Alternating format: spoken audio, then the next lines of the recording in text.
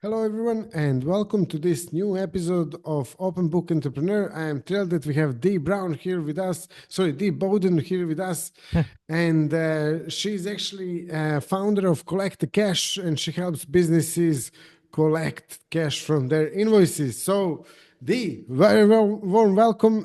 Please let us know a little bit more about you and your business. Sure thing. Well, good afternoon, good morning, good evening to your wonderful audience around the world. So I'm Dee Bowden.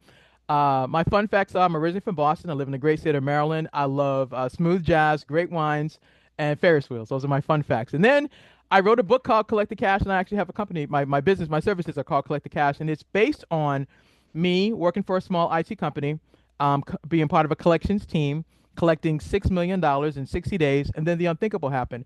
And I'm sure, Tony, if you've ever worked in corporate or had, any kind of, a company job, nobody goes to work thinking that you're going to lose your job. So in my case, I went to work, I'm collecting all this money, and unfortunately, the CEO said, let's have a chat. If you're in sales, salespeople get bonuses. I'm sorry, salespeople get commissions.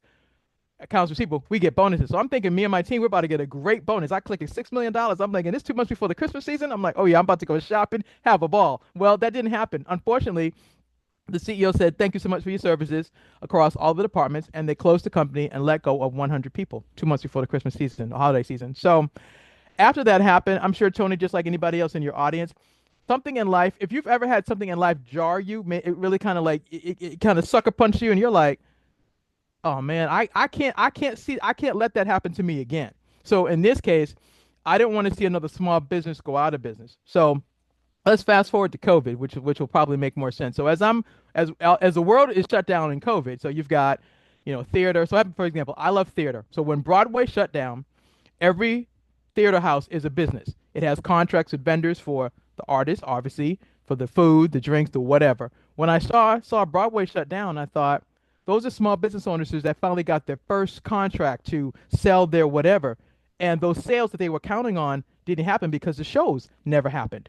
And so I'm watching my story happen over and over and over again. And I'm like, wow, nobody's talking about what happens when you don't collect the cash. Because I see it this way: collect the cash. The sale is not complete until the money's in the bank, but you must collect it first. So imagine you're counting on these sales to come through because you've already sold your service, all the things, and then the money doesn't come in. What do you do? And so that's what birthed Collect the Cash, because I want to make sure that companies, small businesses in particular, know that as confident as you were to ask for the sale, you have to be just as confident to ask for the money.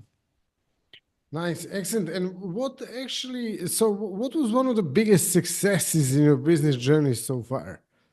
Well, the one of them I just told you, I told you about the $6 million one. So actually, last week, I just worked with a professor that teaches at a major university, and she had an outstanding invoice that was 90 days past due, and in 30 minutes we got it solved, and her invoice is paid. And Wow, wow. I taught her, just like I teach everybody, I taught her how to collect the cash doing four things. The first key is problem solving. When your invoice isn't paid, you remember in school we had to solve for X. Yeah, Well, yeah. that's what we're doing here. We're solving for X. We're solving for the what had happened was what's the story behind how come your invoice didn't get paid. So that was the first thing. So I asked her, told her, I said, you have to go ask the people at the school what happened. You got to get the story. Second thing is customer service.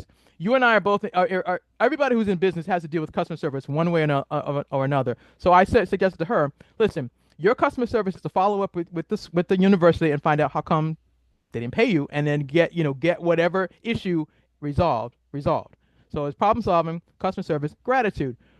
I'm old school in this regard. I believe if somebody takes your phone call, answers your question, pulls up your invoice in the system, and actually clicks the button to make sure you get paid, you need to say thank you. That's really important. And then the last key is relationship building.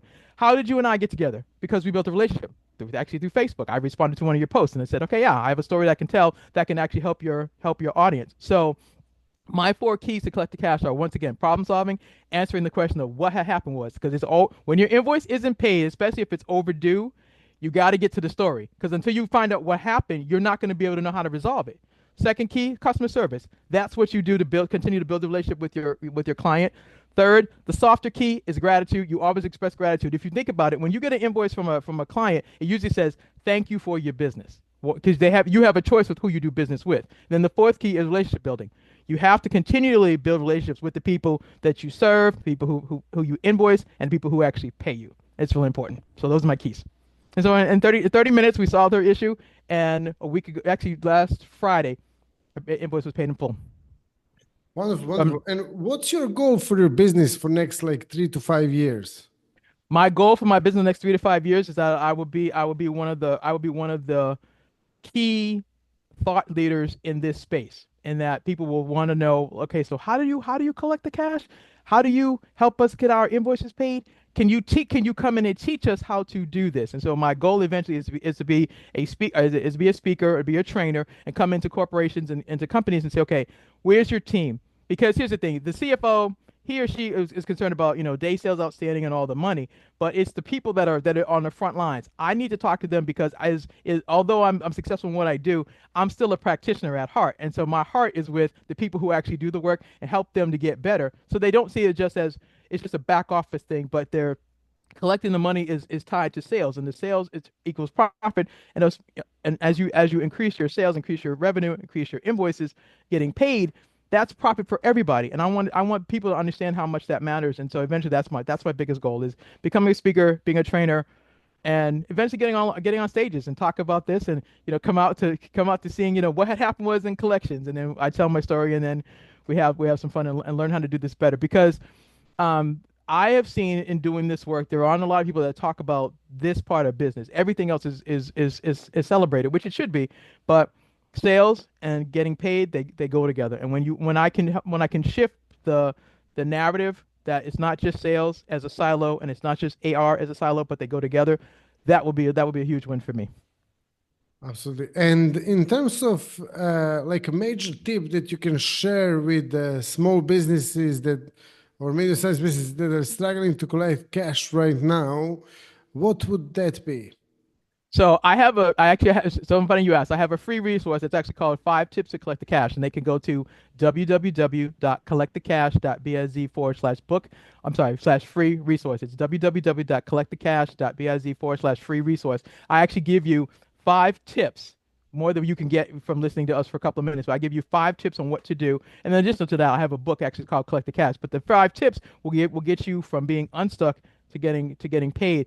And if that's not enough, there's a book, and then obviously you can book a call with me if you need additional trainings, resources, all the things. I have all the things. But the first free gift is 5 tips to collect cash. It walks you through the 5 things you need to do. Because here's the thing, Tony. Most people that are in that are small business owners, they don't want to mess up their relationship. They worked really hard to get this client, and they're like, "Oh my gosh, I'm nervous to ask them." But I'm like, "You got to be confident in asking them for the money. You got the business.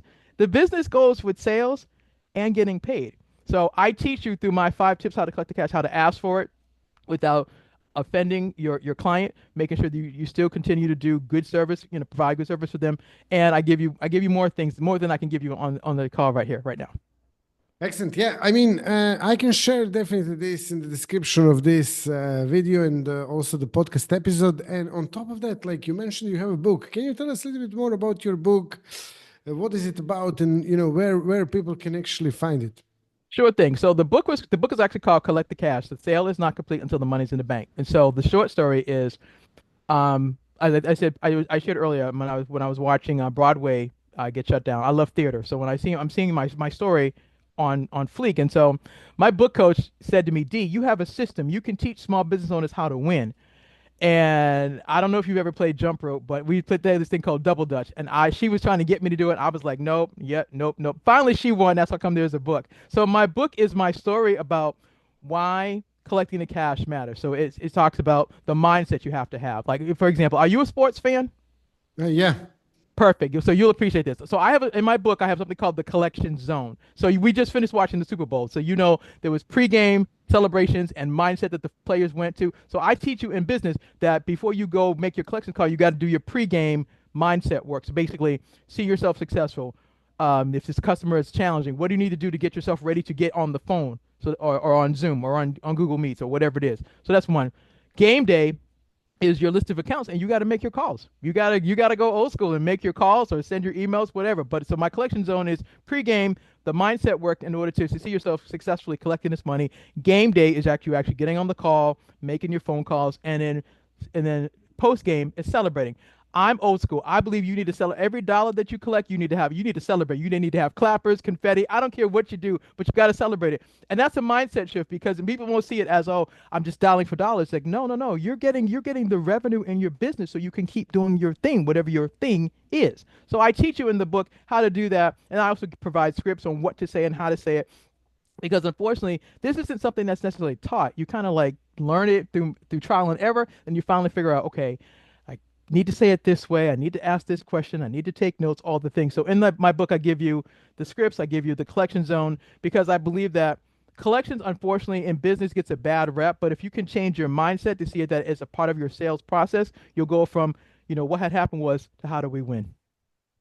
Exactly. Wow, fantastic. Thank you so much for sharing these wonderful tips, and thank you for sharing your story as well with our audience. Anyone watching us, like, please, if you like this episode, like this video and podcast, and then also subscribe, and see you all in the next episode.